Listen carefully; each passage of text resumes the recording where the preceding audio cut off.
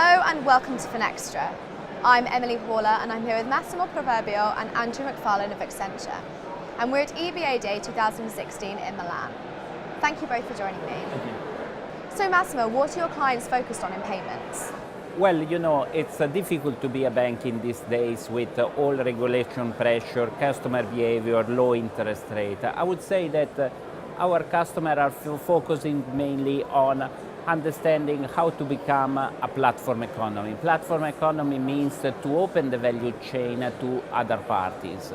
Of course, PSD2 is a big pressure towards this. Platform economy means that other players can enter into your value chain, but also that you can try to exploit the opportunity offered by this value chain. And of course, payment are a key element of this, and the banks are trying to exploit this factor to create a link and maintain a strong relation with the customer.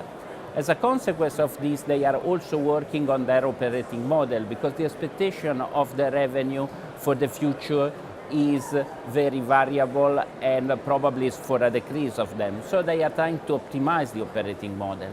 Key levers to optimize the operating model, of course, is technology. So they are looking at payment as a service. D+H, for example, is a great solution together with us. They are looking at blockchain technology. Again, Ripple is another key player. They are looking at the end at API banking, that is a key enabler for PSD2. Andrew, you've conducted research on PSD2. What have you uncovered? Yeah, we've undertaken two sets of research to date. We're doing some consumer research in London and Dublin, where we're surveying a range of parties on the streets and finding out their views on PSD2. And also we're continually updating our research and talking to our clients. We're certainly finding sort of across four key themes, one of which is security. Certainly consumers demand that the new products that are coming into the market have at least the same level or more security than their existing product.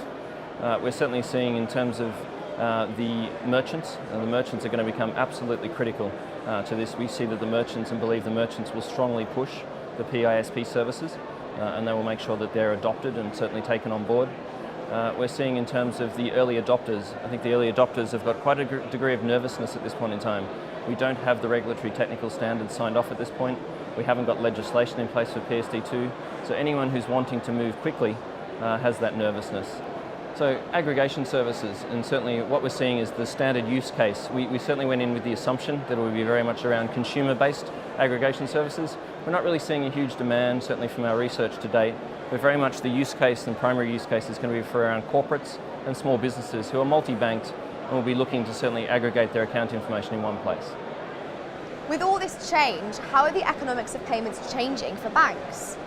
Well, there is, first of all, a significant, if we speak about payment, a significant impact from regulator. We did a study mainly focused on UK, in which we saw that 27% of the revenue are at risk because of regulation. Then there are other factors like PSD2, and we see again another 7% at risk, and fintech, digital provider and so on that are competing in the payment space that create another 9% risk.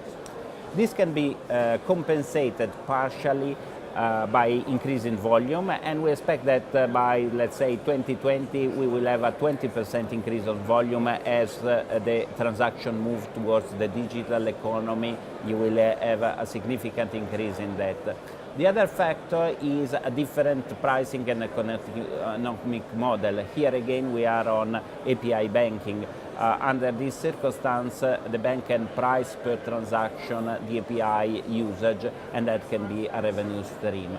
No doubt, however, that, as we said before, they will have to work on cost. So it's look at scale to lower the unit cost and reduce the processing cost using cloud and other technologies.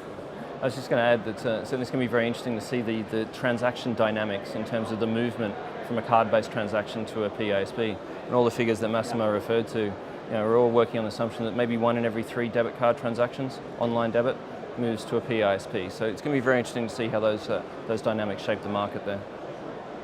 Andrew, Massimo, thank you very much. Thank you. Thank you. And thank you for watching.